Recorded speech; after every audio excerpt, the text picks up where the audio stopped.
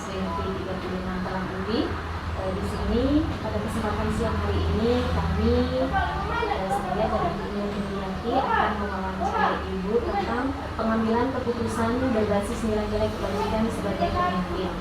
Di sini akan ada 8 pertanyaan yang akan kami tanyakan kepada Ibu. Langsung saja Bu untuk pertanyaan yang pertama. Ya. Selama ini bagaimana Ibu dapat mengidentifikasi kasus-kasus yang merupakan dilema etika atau rujukan moral? Untuk mengetahui kasus-kasus atau masalah yang dihadapi itu termasuk dalam dilema etika atau rujukan moral, biasanya saya melihat dari sudut pandang apakah kasus itu tersebut merupakan hal yang melanggar hukum atau hanya sekedar menitik beratkan pada pilihan benar lawan benar. Jika menitik beratkan pada pilihan benar lawan benar, maka hal ini bisa kita katakan dilema etika. Baik, berarti di sini dapat kalian simpulkan bahwa selama ini Ibu mengidentifikasi kasus-kasus yang merupakan dilema etika itu melihat dari sudut pandang menitik beratkan apakah kasus itu memiliki nilai benar atau benar dan atau benar atau salah begitu ya. Baiklah Bu, untuk selanjutnya selama ini bagaimana Ibu menjalankan pengambilan keputusan di sekolah Ibu, terutama untuk kasus-kasus di mana ada dua kepentingan yang sama-sama benar atau sama-sama mengandung nilai-nilai benar? Biasanya saya akan bertanya dan berdiskusi dengan beberapa guru, terutama jika berbagai kasus yang mengandung dua kepentingan yang sama-sama benar. Biasanya saya akan mendiskusikan dulu dengan orang-orang yang saya anggap cakap dan memiliki kompetensi dalam bidang tersebut, terutama pada wali kelas dan siswa, yang lebih baik. Baiklah Ibu, berarti selama ini selama Ibu menjalankan sebagai kepala sekolah pada saat mengambil keputusan terutama untuk kasus-kasus di mana ada dua kepentingan yang benar, Ibu berdiskusi terlebih dahulu, berkolaborasi dengan seluruh warga sekolah di mana Ibu melihat di situ yang sesuai dengan kasus tersebut, berkolaborasi dengan orang tua, dengan siswa dan guru. Baik, untuk selanjutnya di sini Bu, dari kasus-kasus tersebut langkah-langkah atau prosedur seperti apa yang biasa Ibu lakukan selama ini? Langkah yang pertama yaitu saya ambil untuk memutuskan adalah saya akan mencatat yang dulu, kemudian mendiskusikannya mana yang terbaik dan yang baik bagi keputusan tersebut, agar kita bisa memutuskan yang paling baik. Jadi bisa saya ambil kesimpulan langkah-langkah atau prosedurnya, mencari tahu, berdiskusi terlebih dahulu sehingga bisa mendapatkan keputusan yang terbaik. Baik, untuk pertanyaan selanjutnya, hal apa saja yang selama ini Ibu anggap efektif dalam pengambilan keputusan pada kasus-kasus pidana? Yang menurut Ibu, hal-hal yang saya anggap efektif itu memutuskan suatu keputusan adalah dengan berdiskusi dan dari hati ke hati, sehingga keputusan itu akan menjadi lebih baik dan lebih efektif lagi. Berarti di sini berdiskusi dengan yang terlibat dengan masalah tersebut. Baik, lalu di sini pertanyaan yang saya sampaikan itu nomor 1 sampai 4 untuk 4 pertanyaan selanjutnya akan lebih baik, terima kasih. Izin ya Bu ya, lanjutin pertanyaan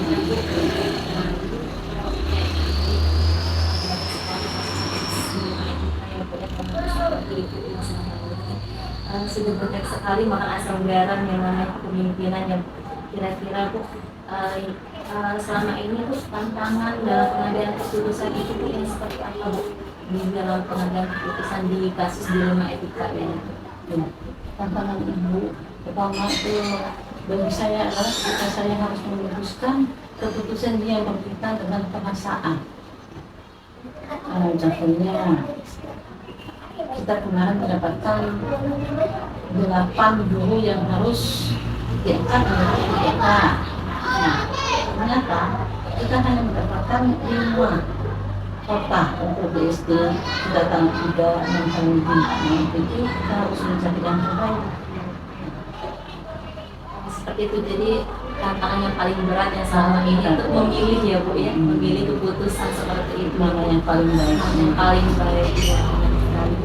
Lalu kalau seandainya ada kasus Bu, apakah Ibu mempunyai kayak jadwal tertentu seperti itu Bu, atau kebiasaan tertentu dalam menyelesaikan sebuah kasus itu, atau Ibu langsung ada kasus langsung spontan kasih keputusan seperti itu dalam pengambilan keputusan ini? Kalau Ibu, karena kalau kita mengambil keputusan secara langsung itu tidak mungkin sekali. Kita harus tahu dulu kasus apa yang harus kita tangani. Kalau kita tahu, baru kita tentu dan kita tes apa yang terbaik untuk yang menentukan kasus tersebut. Kalau siswa, kasusnya apa? Sehingga anak itu akan menjadi nantinya lebih baik. Kalau untuk guru mungkin juga itu banyak sekali kasus, baik kasus di kelas dan sebagainya, itu kita harus panggil guru-gurunya, kita nasihati apa yang terbaik. Itu saja kalau Jadi tidak langsung spontan ya Bu ya, kita tidak bisa spontan karena itu perasaan. Iya, berarti lebih ke memilih dulu, mendiskusikan dulu, mana yang terbaik, dipikir ulang kembali seperti itu ya Bu ya. Oke. Lalu Bu, dalam pengambilan keputusan yang sering Ibu ambil seperti itu Bu, adakah seseorang kayak Ibu atau faktor-faktor apa yang mempermudah Ibu dalam membantu Ibu dalam mengambil sebuah keputusan? Untuk faktor yang kita mengambil keputusan, khususnya Ibu, saya menyelesaikan kasus itu menggunakan dengan nilai etika. Nah, tentunya saya ada pihak-pihak yang melakukan sekolah, yaitu guru atau staf serta komite, keluarga sekolah yang lainnya, keluarga masyarakat dan kepentingan yang lainnya yang akan diambil terlebih dahulu supaya lebih tahu dan lebih paham lagi. Jadi kalau bisa ambil kesimpulan kayak keluarga sekolah lah Ibu ya, kita ikut sertakan. Jadi faktor-faktor yang bisa mempermudah Ibu itu dengan berdiskusi bersama warga sekolah, baik itu guru, wali murid, siswa, bahkan warga masyarakat ya Bu ya, kalau memang termasuk kepala desa dan sebagainya, pemangku kepentingan ya Bu ya. Lalu Bu, kalau pertanyaan terakhir ini ya Bu ya, kira-kira Bu, setelah banyak sekali pengalaman dalam pengambilan keputusan ini Bu, pembelajaran apa Bu kira-kira yang Ibu petik untuk kami bisa pelajari Bu dari Ibu itu dalam pengambilan keputusan ini? Intinya menurut Ibu untuk dapat memperoleh solusi terbaik dari semua masalah, yang dulu diperlukan komunikasi yang efektif dan kerjasama yang baik antara semua pihak, baik pihak yang terlibat maupun pihak-pihak yang berkepentingan di lingkungan sekolah kita. Jadi supaya lebih baik lagi, lebih bagus lagi, kita harus mencari solusi yang terbaik ya. Oke. Jadi Bu, kalau dari keputusan berarti di dalam pengambilan keputusan di dalam etika ini Bu, berarti ada kayak lebih empati ya Bu ya, rasa kasihan yang timbul untuk memutuskan mana yang lebih bermanfaat, mana yang nantinya lebih baik lagi keputusannya sehingga terbaik untuk semuanya seperti itu ya Bu ya. Oke. Baik, itu saja pertanyaan dari kami. Bu, terima kasih banyak atas wawancara kita hari ini, benar-benar mendapatkan pengalaman kami berdua, semoga kami bisa lebih baik lagi ke depannya. Terima kasih Bu, kami akhiri wawancara ini. Assalamualaikum warahmatullahi wabarakatuh. Waalaikumsalam warahmatullahi wabarakatuh.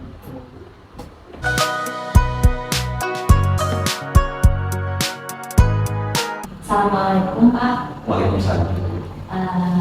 Jadi saya di sini Pak minta izin untuk Bapak hari ini mau tanya-tanya pengalaman Bapak kayak gitu. Jadi mau belajar banyak dari Bapak hari ini, bagaimana pengalaman Bapak selama menjadi kepala sekolah, cara pengambilan keputusan berbasis nilai kebajikan. Jadi kalau menurut Bapak nih Pak, dari selama Bapak menjadi kepala sekolah, Ya. bagaimana sih Pak cara mengidentifikasi kasus-kasus yang merupakan dilema etika atau rujukan moral? Bagaimana cara mengidentifikasi kasus itu, ini termasuk dilema etika atau rujukan moral seperti itu Pak? Iya, Ibu ini masalah identifikasi mana yang dilema etika, yang mana kita tempatkan situ rujukan moral. Jadi tentunya kita harus tahu yang mana suatu masalah masuk kategori dilema etika dan mana masalah yang masuk etika moral. Nah, seperti yang kita ketahui bahwa memang masalah ini kan banyak diangkat semenjak era yang ada guru penggerak. Ya. Iya. Jadi di SMA 6 ini, sekolah yang baru tumbuh ini, baru berdiri, Pak ya. terus terang hampir setiap venue pergerakannya terus kami di manajemen sekolah selalu dihadapkan dengan dilema atau bahkan sampai ke dilema baik itu yang berhubungan dengan siswa dengan guru, kepala sekolah dengan guru, atau guru bahkan dengan guru yang lainnya. Jadi selalu terbentur dengan berhadapan-hadapan head to head antara dilema agak jago ngomongnya dilema etika itu.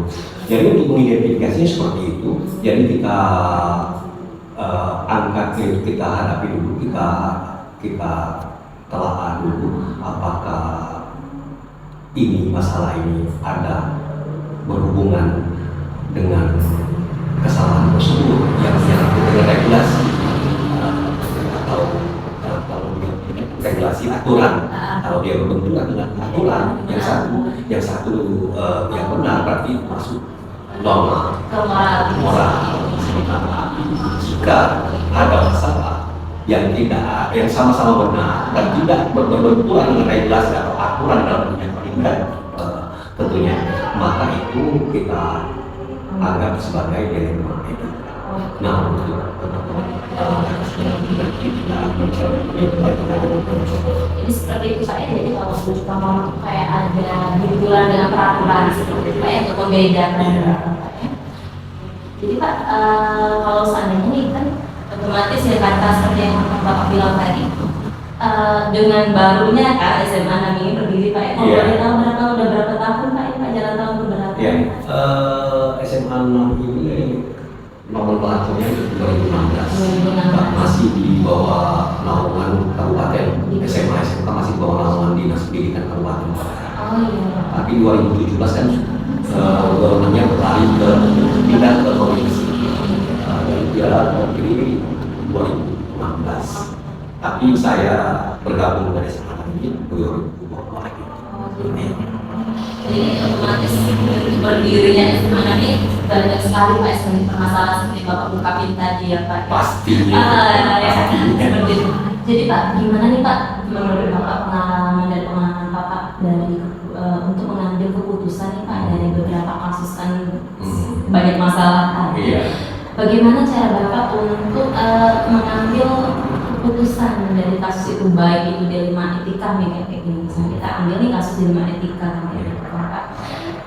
Bagaimana cara Bapak untuk mengambil keputusan di antara yang namanya dilema ya kan, mau pilih yang ini atau pilih yang ini kan kayak gitu kan. Sebenarnya semuanya menurut Bapak ini harus dipilih semua tapi nggak bisa kayak gitu kan. Bagaimana Pak? Ya, terima kasih Bu Mimi. Bagaimana cara kami selama ini mengambil keputusan jika dihadapkan dengan dilema sekolah. Jadi bahwasanya etika yang kita ceritakan tadi hampir kalau bisa bilang setiap hari pasti kita ketemu. Jadi untuk mengatasi masalah itu seperti yang kita ketahui dari dan saya sebagai pemimpin di organisasi harus memanage kedua masalah itu, walaupun di dua masalah ini sama-sama benar. Jadi si A benar, si B benar, tinggal saya menentukan mana yang berdampak lebih signifikan terhadap proses perbaikan di sekolah ini, mana yang tidak memberikan dampak, atau bahkan walaupun itu benar bisa dia memberikan dampak yang sedikit ke arah negatif. Jadi tentu saja akan mengidentifikasi itu dulu. Ini jadi satu contoh kasus misal ada kata-kata ini sehari-hari yang barusan kita hadapi kemarin, calon P3K penilaiannya itu kan dilakukan oleh kepala sekolah, ya kan? Kepala sekolah tahu betul, apalagi di SMA ini sangat sedikit gurunya. Jadi head to head setiap hari itu pasti kepala sekolah tahu masing-masing karakter individu yang satu dengan individu yang lain. Di satu sisi ada dua guru, sementara kepala sekolah harus memilih satu guru. Ya, jadi di situ kami selalu dihadapkan dengan dilema. Sama-sama benar ini, sama-sama guru honor di sekolah kita, tapi saya harus memilih satu di antara dua. Hanya sulit ya. Iya. Jadi mau tidak mau saya harus menyampingkan rasa apa tadi kedekatan pribadi, tapi saya harus mengutamakan rasa rasional. Bagaimana kinerja mereka sehari-hari seperti itu. Jadi kalau saya salah memilih bisa berdampak kepada kemampuan profesional atau kompetensi seorang guru yang berkelanjutan. Oke, jadi kalau bisa disimpulkan seperti itu kan Pak, berarti kalau kita dihadapkan sama dilema etika nih Pak, yang semuanya tuh kayaknya benar semua ya Pak, yang mau pilih tadi Pak ya, mau pilih yang mana, sama-sama memang guru pelajarannya sama pasti Pak ya, cuma dipilihnya cuma satu kayak gitu kan, jadi benar-benar yang bisa membuat perbaikan sekolah lebih seperti itu ya Pak ya, ke depan. Karena kuotanya memang satu. Iya, nggak bisa dua-dua kita ambil ya Pak ya. Iya, iya. Terus Pak, gimana nih Pak cara langkah-langkahnya seperti itu Pak dalam memutuskan keputusan kayak tadi kan Pak, gimana Bapak bisa mengambil langkah-langkah dalam mengambil keputusan itu seperti itu Pak? Bapak gimana sendiri mengambil keputusan atau bisa dengan cara-cara yang lain seperti itu Pak dalam masalah yang lebih besar lagi, kayak misalnya ini ada sebuah permasalahan nih tadi kan kayak itu kan. Apakah Bapak dengan sendiri bisa memutuskan atau bisa dengan langkah yang lain? Dalam pengambilan keputusan kasus atau masalah dilema biasanya ada beberapa fase yang kami ambil. Kalau dia berhubungan dengan siswa dan pihak sekolah, itu biasanya untuk pengambilan keputusan saya selain melakukan masalah mungkin saya mengajak beberapa tidak ada wakil kepala sekolah selain edukasi ambil contoh yang paling sering terjadi. Siswa kelas 12 semester ganjil dia menikah. Oh iya, banyak sekali. Itu identik sekali di daerah kita. Iya, iya. Diregulasi tidak melanggar. Diregulasi peraturan pendidikan tidak melanggar siswa itu menikah. Tidak, sekolah tidak boleh memberhenti. Tetapi di sisi lain, mindset masyarakat tentu akan berdampak terhadap sekolah. Iya. Kalau kita tidak mengambil tindakan. Jadi maunya kita sekolah ini dengan anak biar anak ini tidak putus harapannya di masa yang akan datang dengan mengantongi ijazah, tetap dapat ijazah. Di satu sisi kita berhadapan dengan mindset masyarakat, anak yang sudah menikah kok masih bisa sekolah. Jadi ada dampak negatif, mindset negatif dari masyarakat melekat di sekolah kita. Nah, itu seperti yang saya katakan tadi, saya mengambil beberapa kawan-kawan dari manajemen sekolah, dari sekolah, atau dari tenaga pendidikan. Kami biasanya karena tidak berbenturan dengan regulasi, kami mengambil jalan tengah biasa. Bagaimana kita kasus ini tadi contohnya yang barusan kita bicarakan. Jadi anak tidak kita keluarkan, tetapi di satu sisi anak ini terus mengikuti proses prosedur fase demi fase proses pendidikan dalam satu semester terakhir itu, sehingga nantinya tetap bisa menamatkan studinya. Tapi kami mengajak orang tua yang bersangkutan dan yang bersangkutan duduk bareng-bareng di sekolah untuk menjelaskan masalah ini. Jadi terselesaikan tuh. Anak tetap bisa menggapai cita-cita walaupun dia sudah menikah. Di satu sisi masyarakat tidak mengecap negatif terhadap sekolah SMA yang kita pimpin seperti itu, Bumi. Jadi ada beberapa, tidak saya sendiri memutuskan, saya mengajak beberapa rekan dan melibatkan pihak yang berkonflik sendiri, yang bersangkutan, yang berhubungan ya dengan masalah ini. Sehingga kita bukan dengan keputusan kita sendiri, setiap masalah bukan dari kitanya sendiri dirapatkan sendiri. Iya, bisa juga dengan kawan-kawan dari MKKS, kita sharing, ya kan. Tentunya sekolah kendala seperti itu pasti dihadapi oleh sekolah-sekolah yang lain juga. Jadi untuk memilih mana keputusan yang terbaik. Terbaik bagi sekolah, terbaik juga bagi anak peserta didikan. Seperti itu. Terus Pak, gimana nih selama ini nih kayak kasus-kasus kan jadi ini Pak, seperti apa hal-hal yang dianggap tuh efektif kayak gitu Pak? Kalau permasalahan ini kan Bapak kan udah banyak nih pengalamannya kan Pak ya dalam mengambil keputusan. Jadi kayak kalau kita bilang tuh lebih mudahnya tuh, cara mudahnya tuh untuk mengambil keputusan yang ini kayak gini seperti itu Pak. Bagaimana cara-cara efektifnya untuk mengambil keputusan itu? Dalam pengambilan keputusan juga itu banyak hal ya.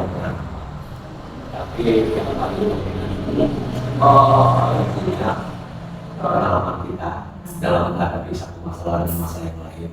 Yang kedua juga mungkin rekan kerja di lingkungan kerja kita itu bisa membantu kita dalam mengambil keputusan. Pasti pengetahuan juga, pengetahuan logis ya, dari mana kita terutama tentang aturan-aturan yang ada, kemudian dampak-dampak regulasi juga agak bisa dilakukan. Gitu ya? Iya. Itu yang lebih sangat efektif ya Pak ya? Iya. Jadi lebih ke kalau agama itu kita lebih kayak hati seperti Bisa Pak ya? sih. Terus Pak, kalau selama ini Pak tantangan dalam pengambilan keputusan ini Pak apa Pak kira-kira? Ada punya tantangan nggak sih Pak sebenarnya Pak dalam mengambil banyak sekali permasalahan, mengambil keputusan banyak nggak Pak tantangannya? Sangat banyak sekali. Seperti apa Pak kayak gitu Pak? Jadi tantangan jangankan dalam organisasi, dalam kehidupan sehari-hari itu terutama dengan tantangan, apalagi kita adalah remaja. Ya. Tapi saya selama ini mengambil tantangan yang ada dari hal yang positif.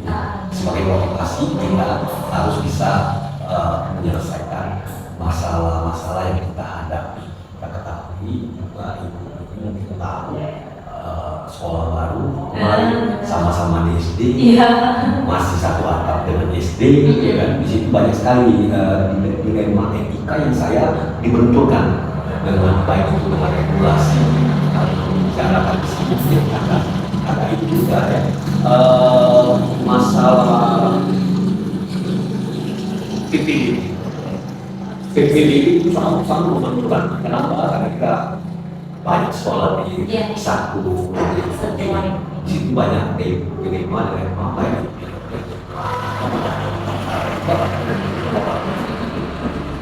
Jadi kalau kita membicarakan tantangan pasti banyak, tapi tantangan itu kita berikan motivasi biar masalah-masalah yang kita hadapi atau tantangan yang kita hadapi jangan sampai dihindari, kita selesaikan dan menjadi kekuatan bagi sekolah untuk menuju yang lebih baik lagi. Bagi pembelajaran. Iya.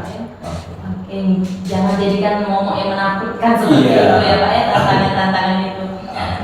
Nah, terus Pak kalau misalnya nih dalam kayak ngambil keputusan kan Pak, apa Bapak tuh punya jadwal nih misalnya ada kasus nih, Jadi punya jadwalnya, saya nggak bisa nih langsung mutusin saya harus kayak gini dulu atau kayak menyepi dulu seperti itu atau bisa langsung memutuskan seperti itu Pak. Kalau apabila ada masalah kan, mulai dari masalah yang kecil atau masalah yang besar kayak gitu. Iya, itu ke dilema ITK tadi. Iya, dilema. Jadi kalau kita dihadapkan dengan masalah itu,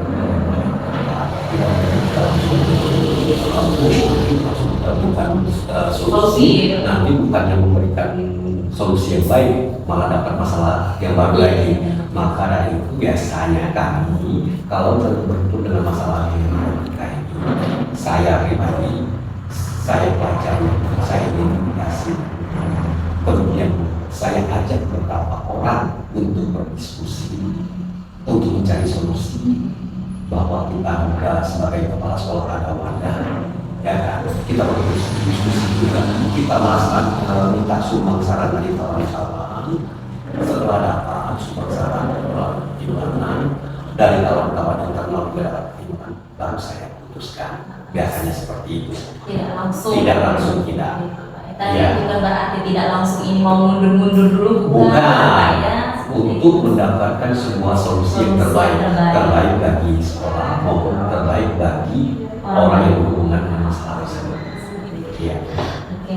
Jadi Pak, kalau dalam itu biasanya kayak banyak faktor ya Pak. Iya. Kira-kira Pak, faktor ini Pak, faktor apa yang selama ini dapat mempermudah Pak dalam mengambil keputusan dalam di kasus di 5 etika ini? Kayaknya Kak dulu deh. Oke Bu, ini kalau Ibu berbicara bertanya tentang faktor-faktor apa yang membantu saya selama ini dalam praktek pendidikan saya di SMA Negeri 6 Tarubi ini dalam rangka mengambil keputusan jika menghadapi suatu nilai yang ya, kalau bicara faktor yang banyak saya satunya akan tiga di sekolah. Bahwa di sekolah itu ada rekan guru, ada tenaga pendidikan, tapi di dalam ini ada beberapa orang yang saya masuk dalam tiga di sekolah. Di situ berdasarkan wakil kesiswaan biasa, ada juga pembina OSIS, ada juga kepala tenaga pendidikan yang juga kenal dengan kepala teknik. Di situ mereka saya ajak sharing untuk mencari solusi untuk apa mengambil keputusan tentang masalah yang dihadapi untuk dilema etika. Selain juga ada beberapa kawan sama kepala sekolah yang lebih senior tentunya, yang lebih banyak makan asam garamnya, ya kan, itu sangat membantu. Kemudian yang pertama, yang kedua juga ada tentunya kemudian tadi saya bilang pengetahuan tentang regulasi, apakah ini bisa berdampak negatif terhadap orang yang berhubungan yang berkaitan langsung dengan masalah dilema etika ini. Itu pengetahuan. Yang ketiga bisa faktor agama juga, bisa ilmu. Jadi pendekatan di anak-anak yang kita ketahui bahwa dilema etika ini dia tidak berbenturan dengan regulasi atau aturan, tetapi kita berhadapan mana yang lebih harus kita dulukan, mana yang harus kita pilih. Bisa dari pendekatan agama, mana yang berdampak signifikan terhadap organisasi seperti itu kalau kita katakan. Jadi itu faktor-faktor yang bisa mempermudah dampak dalam mengambil keputusan selama ini. Iya. Merujuk ada pengetahuan agama dari manajemen sekolah seperti itu ya. Iya. Ya. Jadi Pak, dari semua yang sudah dialami tadi kayak gitu Pak, kira-kira Pak pembelajaran apa ya Pak yang bisa dapat Bapak bagiin nih sama Mirni kayak gitu Pak, biar Mirni juga bisa belajar dalam memetik bagaimana pengambilan keputusan selama yang sudah terjadi kayak gitu kan Pak, dalam mengambil keputusan di dalam bidang etika ini, kira-kira itu pembelajaran apa Pak yang bisa kita ambil? Iya, sangat banyak sekali bahwasannya semakin kita banyak menghadapi suatu masalah dalam kehidupan, semakin kita dipercaya dengan pembelajaran dari hal-hal yang telah kita lakukan. Bahwasanya pepatah juga mengatakan seseorang itu tidak akan kuat jika tidak dimunculkan dengan masalah-masalah yang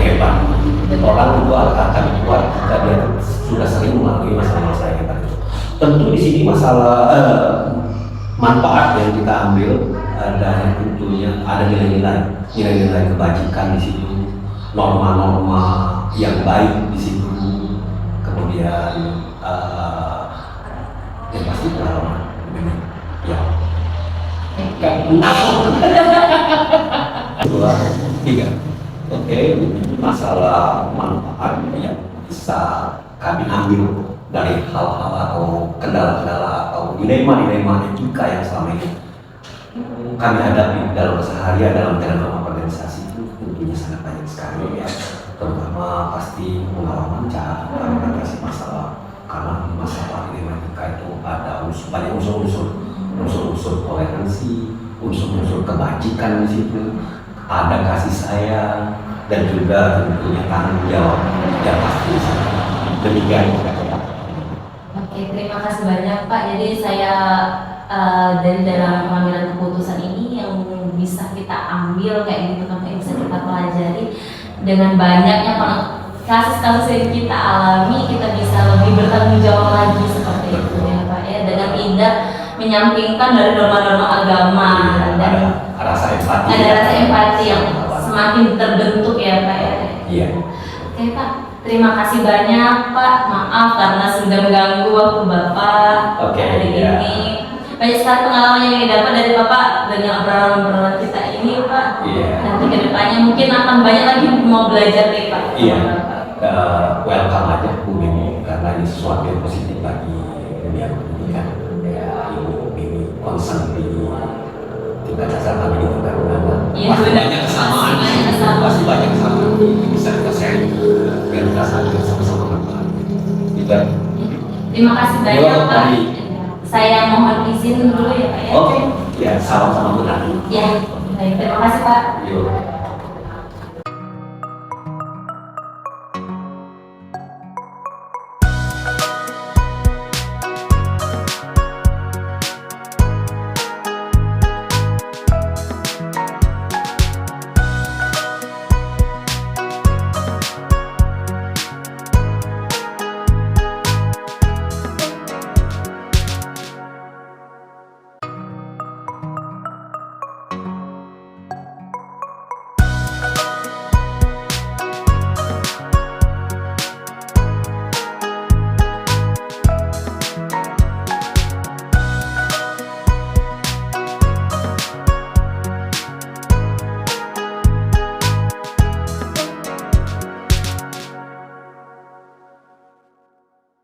Assalamualaikum warahmatullahi wabarakatuh.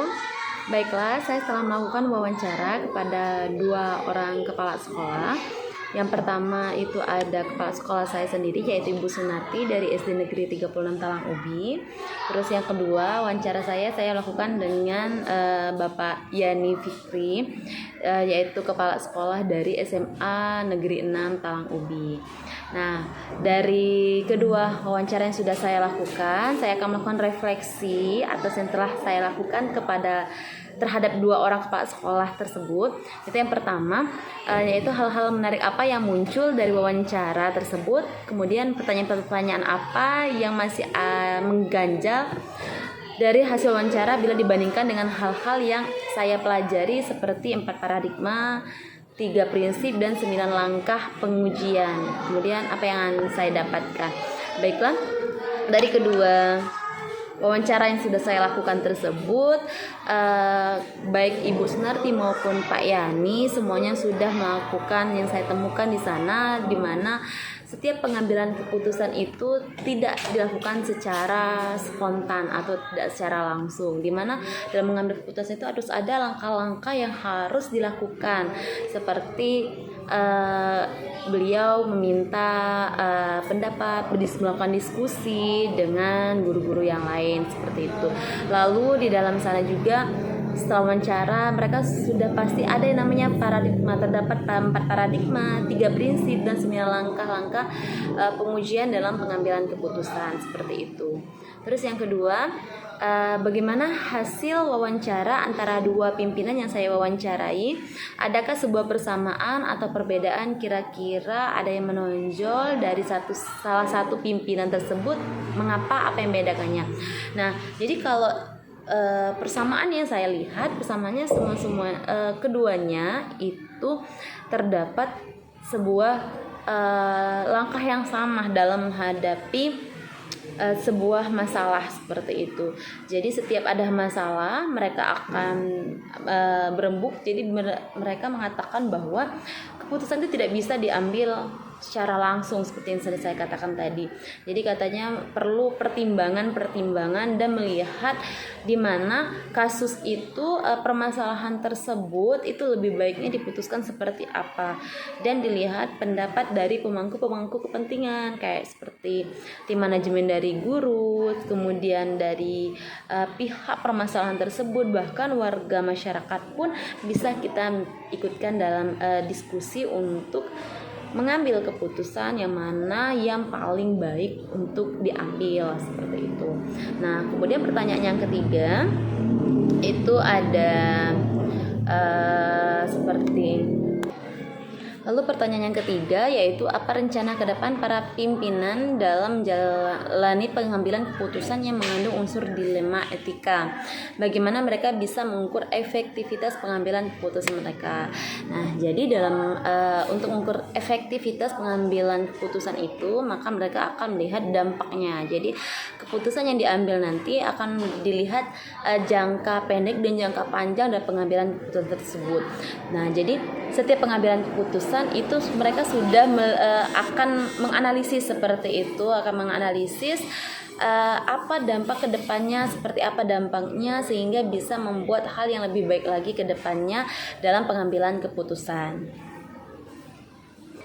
Pertanyaan yang keempat, bagaimana saya sendiri akan menerapkan pengambilan keputusan dilema etika pada lingkungan saya, pada murid-murid saya, dan pada kolega-kolega guru yang lainnya. Kemudian kapan saya akan menerapkannya? Kalau ditanya kapan, otomatis saya akan langsung bilang saya akan menerapkannya secara langsung seperti itu. Nah, jadi saya akan menerapkan pengambilan keputusan dilema etika ini baik pada siswa maupun kepada teman rekan sejawat saya seperti itu. Saya akan melihat dari mana titik masalahnya seperti itu. Dan apabila dia dihadapkan dalam dua masalah, saya akan memilih dengan memikirkan apa yang akan menjadi keputusan yang paling baik ke depannya, sehingga bisa berdampak baik juga dan tidak ada yang dirugikan dalam pengambilan keputusan tersebut. Apabila keputusan tersebut terlalu sulit untuk diambil, maka saya bisa meminta pendapat dari pihak-pihak yang lain seperti itu, sehingga keputusan tersebut tidak menitik beratkan pada satu orang saja atau yang punya kepentingan satu saja, tapi semuanya mendapatkan keadilan dalam keputusan yang saya ambil. Untuk pertanyaan yang kelima, kejelasan suara, tulisan di video, naratif saya, format yang akan saya gunakan, apakah saya sudah menguji atau membacanya dan membayangkan bila orang lain membacanya tulisan Anda. Baik, memang saya sudah melihat sambil mengedit kegiatan video yang sudah saya lakukan, saya sudah mendengar, cukup terbaca, dan sudah saya tanya kepada teman saya apakah ini terdengar dan terbaca tulisan-tulisan di dalam pengeditan saya, dan teman saya bilang ini sudah cukup, sudah bisa didengar dan sudah jelas apa yang saya sampaikan di dalam sana. Untuk pertanyaan terakhir yaitu durasi atau panjang tulisan, apakah sudah diuji untuk maksimal dan minimal waktu berbicara, atau apakah sudah dituju isi dan panjang tulisan saya dan kepadatan materi yang ingin disampaikan. Saya rasa semuanya sudah jelas, dan saya juga sudah bertanya kepada beberapa teman saya apakah di dalam video ini sudah ada kejelasan antara yang sudah saya pelajari dan realita pada saat wawancara seperti itu. Baik, terima kasih. Berikut itulah refleksi dari tugas saya kali ini. Saya akhiri. Wassalamualaikum warahmatullahi wabarakatuh.